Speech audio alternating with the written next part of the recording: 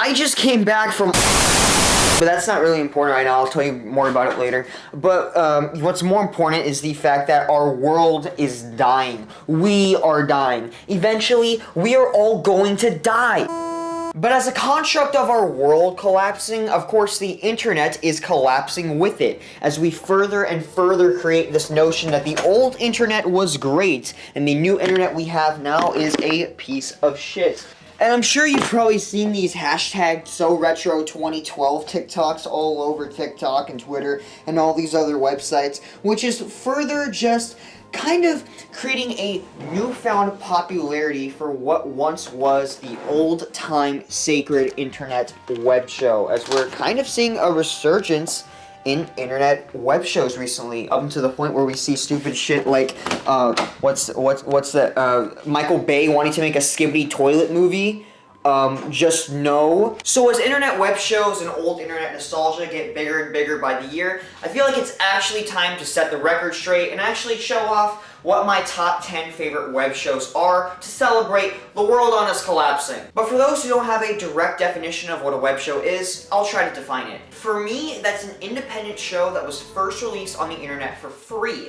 And so my kind of qualifications, what I'm looking for is, was the show independent?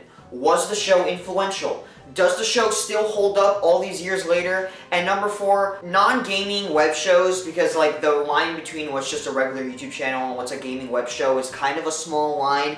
I love AVGN though, I don't need to hear it in the comments. AVGN is great, CGR, all those shows are great, but I kind of want just pure web shows, not gaming ones. And just know this is my personal top 10. The thing that I kind of love about the old internet is that everyone's experiences of it are drastically different from everyone else. So just try to understand where I'm coming from, how my list is probably way different from yours, but I would love to know what your top 10 web shows are down in the comments. And just know that this episode was completely unscripted, just like the Nintendo Switch episode, just because I really like how that one kind of turned out, so let's do it again.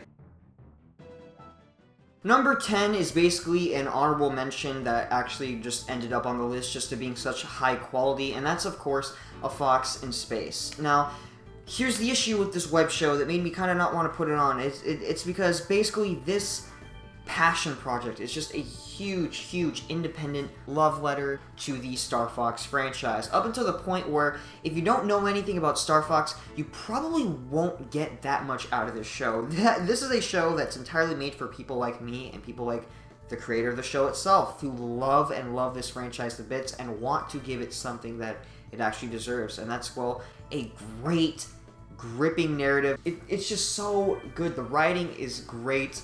The animation is alright, and it's just the fact that a single guy is making this entire show by himself is just very respectable, and something that I think deserves to be put on here. Why is this not up higher if it is such quality, if it is so good?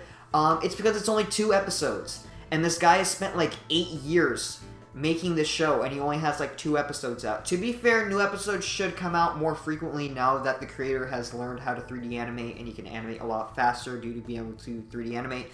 But still, this show is still ongoing. Only 2 episodes, but they are 2 episodes that are just absolutely amazing. If you know a little bit about Star Fox, you'll probably get some good stuff out of it and really enjoy it. I know if you don't know anything about Star Fox, it looks kind of like a furry thing. Trust me, it's not a furry thing. It's not a weird thing. It's actually good. Trust me, it's actually good. But until this show is actually eventually completed, which realistically, oh god, I don't even want to think about how old I'm gonna be when the show is eventually finally done, if it ever gets finished. It would be much higher on this list, but with only 2 episodes, I can only give A Fox in Space only so much credit. Number 9, which was previously number 8, but I just swapped it right now, Ina, or Enna, or whatever it is, starting from 2020 and going on. Ina kind of stretches my definition of a web show because it isn't truly episodic.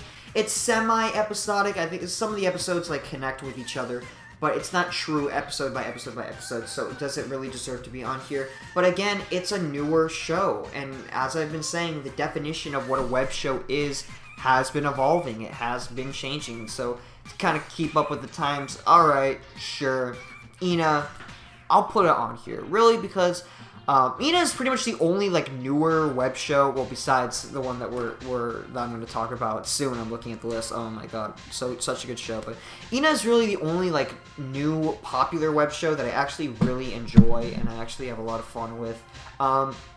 Why do I enjoy Ina? Honestly, I couldn't even tell you. I really couldn't even like if you told me to create a list and go down to the core of why I like this show, I probably wouldn't even be able to explain it to you. It's just, it's a stuff happens the show type show.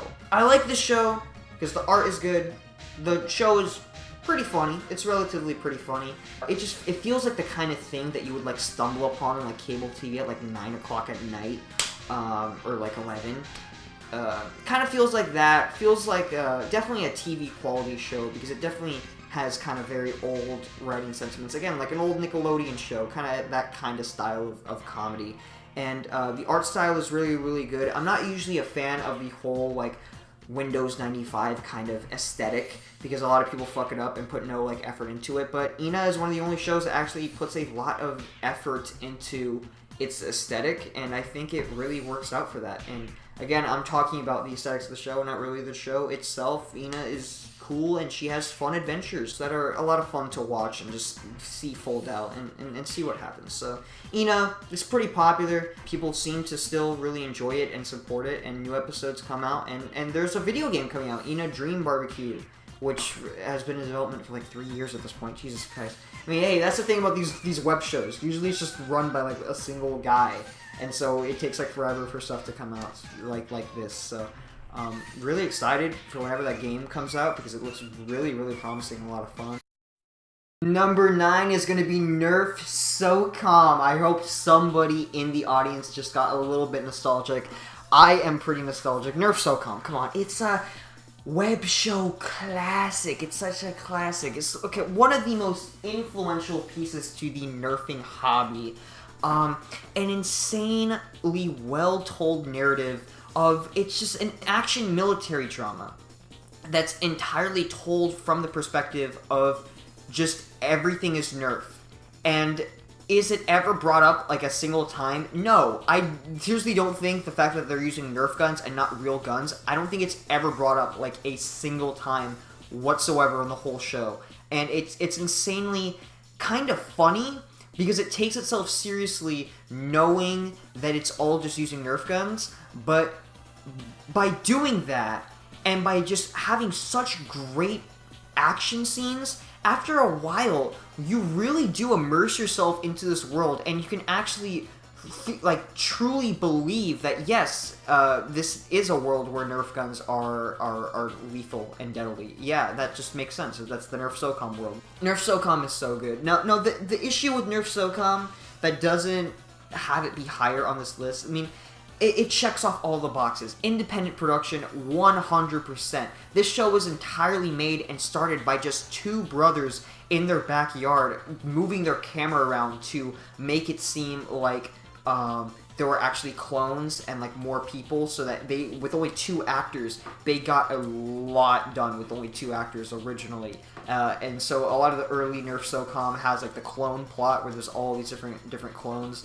The show kind of slowly moves away from that as the show gets more actors and moves on. So independent production on 100%. You can just see even from the very beginning of the show's kind of starts, you can see that insane passion and creativity bursting through the scene from the very first episode. But the only real issue with Nerf SOCOM that might be a turnoff to people is just, yeah, those early episodes are very, very crude, and it's in some moments they can be a little hard to watch and kind of keep going, but thankfully with the new YouTube you can just hold down the spacebar, do the 2x speed, and that will get you through a good amount of the early episodes. But by like episode 9, the show starts to actually like pick up and the storyline actually starts to get really good, and by episode 12 the show had gone from just 2 people moving a camera around to an entire crew of people that were just invested in making the show. And while those last couple episodes of Nerf SOCOM are just 10 out of 10, perfect, just masterpieces, the show does take a while to get on its 2 feet and actually get going, which can be a huge turnoff for some people, but without that, you know, it's still good. You know what? Sitting here right now, I'm swapping number 9 and number 8. Not fuck it. Number 7 is a show I've already talked about, but I talked about it forever ago, episode 1. I'm talking about Inferno Cop. Come on. I'm talking about Inferno Cop. I was hesitant to put Inferno Cop on this list just because, well, I've already reviewed and talked about Inferno Cop. It was the very first thing I reviewed on this show. So I was thinking, well, maybe I'll take it off and put something else, you know, to kind of give something else some limelight. But I can't do that. Why can't I do that? Because Inferno Cop is still fucking awesome. This show is still amazing. I still love Inferno Cop. And in fact, you know, eventually I think I would want to do a Studio Trigger revisited video because, you know, there have been a lot of new projects that have come out, and I feel like my opinions on the list have changed a little bit, but one thing that I will not move is Inferno Cop's placement. It's still an S-tier Studio Trigger show. It's still insanely funny, insanely great, just out of this world, fucking insane what happens in this show. Such a good show. I mean, if you want to learn more about it, go watch Ranked Series Episode 1 within, like, the first 2 minutes I'm talking about Inferno Cop. Such a good show.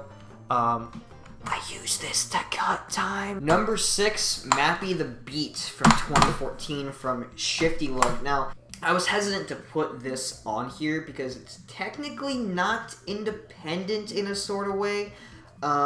The interesting thing about this show is that this show is based off of the 1983 arcade game Mappy, which follows a mouse that's actually a cop, and he catches cats, and like you put them behind bars. So this show takes place 30 years after that original arcade game, and this show is completely licensed. This show is completely canon to Mappy. It's true. It's 100%. Namco created a division of their company called Shifty Look that was entirely dedicated to reviving their old franchises, and Mappy was something that 2 independent web show creators that Shifty Look hired and said, well, make a show for us, and they decided, well, we'll do Mappy. So I was hesitant to rewatch Mappy the Beat and to rewatch a couple episodes for today because I was really scared that Mappy the Beat wouldn't have held up as good as I first thought of it when I first watched it. Because when I first watched it, I was like, this is the greatest fucking thing I've ever seen. It's avant-garde comedy. It's really weird, extremely funny, and the art style and animation are just amazing. I love the art style to the show, and really, there's nothing else really like Mappy that exists out there. It's really something that you just have to watch for yourself to experience. It's so funny. I would do a plot synopsis, but the plot synopsis is so good, and it's really explained in the first episode. Just watch the first episode and just see from there. If you're looking at the footage and this seems like something you'd want to watch, I would recommend watching it. But the reason why it's not kind of higher is, again, like something like Fox in Space, its biggest strength is also its biggest downfall, because this show was made by Namco. They're a company that makes video games, if you don't know. And this show is basically just a huge celebration of Namco's history and a lot of the games that they've made. As since Mappy now works an office job and is now a disgraced cop, he works in a place with a lot of other Namco properties and a lot of other Namco characters from along the years. So if you don't know a lot about Namco video games, you know, Katamari, Time Crisis, Rolling Thunder, just to name a couple, you're not going to understand a lot of the humor that comes with this show. And that kind of sucks, because it's like, will you still find enjoyment in the show if you don't know about these franchises? Yes, to anyone outside of that bubble. It kind of alienates the show a little bit, but honestly, I think it's worth it just for how funny the show is, even without all the references. And it's great. It's so great. Number 5, Tome, Terrain of Magical Expertise. Oh my god, we're getting deep in there. We're getting deep into the nostalgia bubble. If you're retroing out, if you're nostalging out and bleeding from the eyes from so much retro, so much nostalgia, leave a comment down below. But regardless, oh my god, Tome. Dude, I couldn't even tell you the first time I watched Tome. It must have been like the 2nd or 3rd grade. It was a long, long time ago. I stumbled upon Tome, and I knew I had to have a single Newgrounds show on this list. It's only fitting, and I feel like Tome is kind of the key. It's kind of the peak of that old school Newgrounds era, that old school Newgrounds charm from it was created by one of the great Newgrounds animators, Chris Niosi, and he just did an excellent job with this. And watching this so young, having a true episodic animated show being done, this was kind of the turning point for me, because of course, like, web shows had been done before, like, that kind of tried to emulate a TV formula, blah blah blah, but it wasn't until Tome that it kind of opened my eyes, because it was animated so well. These were real characters, and it just made me sit down and realize, dude, if you put in enough effort, if you put in enough care into your work, you can create something of a TV quality. And you can just put it up on YouTube for absolutely free, for, like, no one to charge or anything. And I'm sitting here like, this is like something like I'd watch on TV. Like, this is like a TV quality show. Like, these are like 20-minute episodes that are like all animated and have like fights and stuff. I'm like, what? This is just free? Like, I just like made this, put this on the internet? Huh? Definitely a show that pushed the boundaries of what you could do for an internet web show. I think Tome still deserves to be on here, not only as a piece of internet history that a lot of people look back fondly on, but because the show is still good, it's still great, and the influences behind Tome, like Mega Man Battle Network and Dot Hack, while very prevalent in the show, makes the show just so unique. And I would spoil and talk to you about all the plot and blah blah blah, but just know it's about these characters who play in a virtual world, who get caught up in all kinds of different plots, including a very introspective struggle between these characters' real identities and what they portray online. It's very interesting, it's very fun, it ends as a very good ending. I'm very nostalgic for Tome, and does it still hold up? I think so. I think as a piece of internet history, it deserves to be told, and it deserves to be shown to people. And just watch it on YouTube, man. It's completely on YouTube or in higher quality on Newgrounds. Give Tome a chance if you haven't seen it already. Great show. Number 4 is going to go to Freelancers. Now, you've probably never even heard of Freelancers. I'm gonna explain to you why Freelancers is so good. Freelancers is so good because it was the very first show created by JK Studios. And JK Studios, if you don't know, was a studio created by ex-members of the television sitcom Studio C.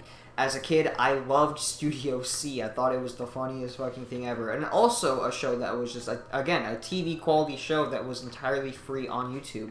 But it wasn't a web show because it was a TV show that was put up on YouTube, like, after the episodes would come out. So, I really enjoyed Studio C, and I really enjoyed its run. And just the shift from just one day watching Studio C to the next day, hey, we're leaving Studio C so we can form our own production company called JK Studios, and we're going to be a completely independent production company and try to make it out in the world. And I thought that was just extremely, extremely respectable for them to do such a thing. And their first show that they released was Freelancers, and the plot of Freelancers is the story of a bunch of broke people that are trying to form an independent video production company. And I just sat there thinking as they were announcing Freelancers, I'm just sitting here like, this is just completely fucking perfect. This is just like the most perfect idea. This is the perfect first show. This is the perfect first impression to make on an audience. It was such an extraordinary thing to do, and I thought it was just very, very much like Studio C, and very much fell in line with their comedy to make something as meta as that. But Freelancers isn't just a story of these real persons' lives. In fact, if it was, it would be very, very, very, very concerning, because it's just a good comedy show. These characters get caught up in these different plots every single episode as they try to make a living and try to get clients and try to not get evicted. Season 2 was just so perfect. And I think everyone should go support Freelancers because, well, I really want to see a Season 3 happen. It's great. It's still pretty recent. Season 1 came out in like 2019. Season 2 came out in like 2021. We would have probably seen Season 3 at this point if JK Studios did not decide to do 2 back-to-back movies, which was really, really respectable for them. But go watch Freelancers, go give it a like, go buy a t-shirt, go blah blah blah, because I really, really do want to see a Season 3 happen. I really do think that Freelancers is the most talented and just the most creative web show that's on right now. Go watch Freelancers. It's a good show. What else can be said without me spoiling and just yelling out all the top jokes that I really like from the show? Number 3, Sonic for Hire. Another show that I loved watching way back when. Really old machinima show. Again, a really high quality animation show that was just being put up entirely for free on YouTube from an independent production company. And it was just the perfect show. It was just show. Sonic for Hire follows Sonic being completely washed up because he spent all his money on Dreamcast stock like 10 years ago at that point and just lost all of his money. So he was now just completely broke. And so I feel like this show kind of does further the concept that Mappy was, where Mappy just took ideas from other Namco shows, while Sonic for Hire has Sonic being hired in any old video game you can think of. Therefore, it casts a much wider net and can cast a much wider selection of jokes to choose from, rather than just specifically Namco games. I think Sonic for Hire works very well in that. Has it aged the greatest? Maybe not. But then again, I think about the batter scene, where Eggman creates an entire suit of batter for himself, and then he deep fries himself in batter, and so he's completely deep fried, and then he starts chewing on himself, and then he gets too far, and he eats his finger off with the batter. Every time I think of Sonic for Hire, I think of that specific joke. Sonic for Hire, still a funny show, and was a show that proved that you can make fun of Sonic and have it be funny and not just pathetic. Again, it's okay to make fun of Sonic. This is my message to Sonic fans. Not every game is good. Sonic has a lot of shitty games. It's okay to make fun of him. It's fine. There are a lot of good games that he was in too. We are getting very close to the end, as number 2 is Nirvana the band. Now, if you know the Wii Shop channel theme, if you were on Twitter a couple years ago, you probably remember them from that. Nirvana the band follows 2 complete idiots as they try to fill their lifelong dream of becoming a proper band by playing at the coveted music venue, the Rivoli, even though they are complete idiots and called their band Nirvana the Band. Instead of just booking a show at the Rivoli and moving on, in fact, the big joke is that the Rivoli is such a simple music venue to get into anyway. If you call them up, they'd probably just let you play.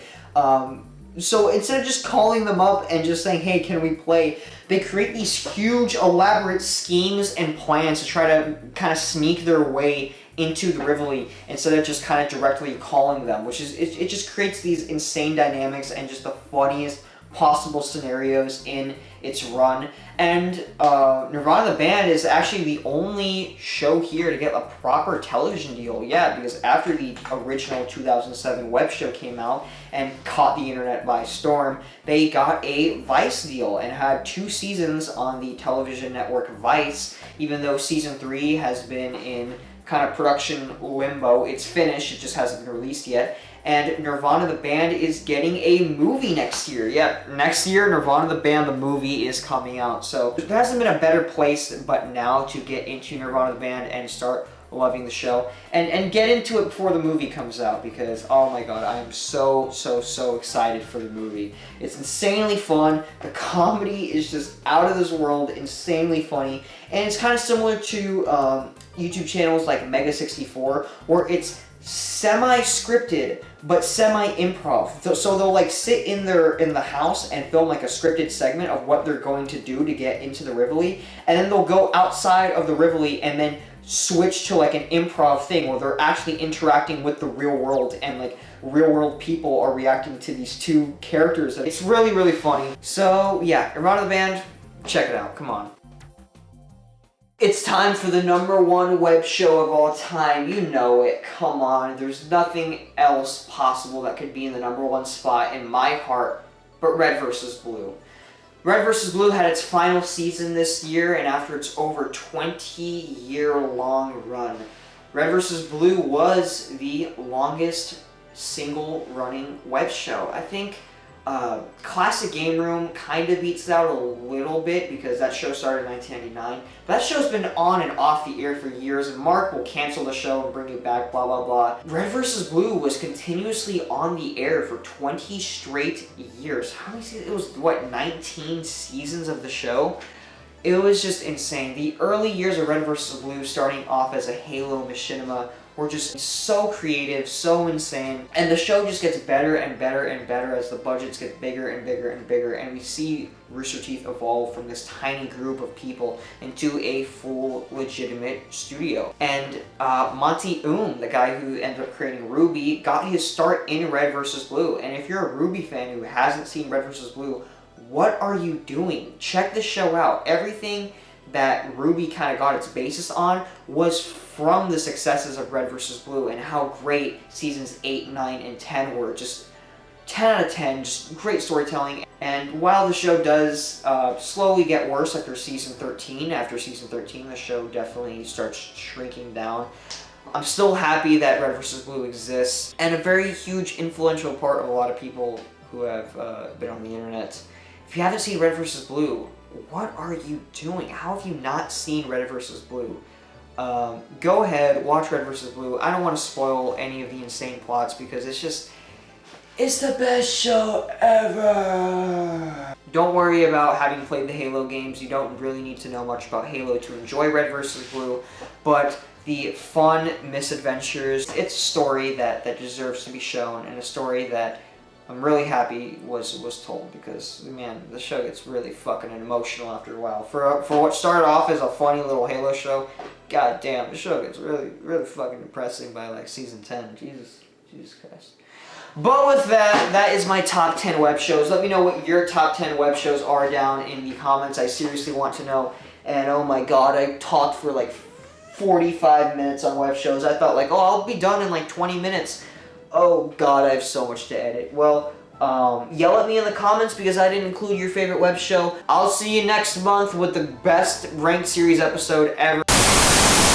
I jumped out the window as the entire world as I know it was engulfed in red. Suddenly, I found myself in a place I had never been before, never seen, have never found online anywhere. There was nothing but a chair, a power line, and a single light post. I was stuck in there for 22 days. Time seems to actually be slower there than it is here. But the truth is, I don't care. I don't care. Okay? I don't care.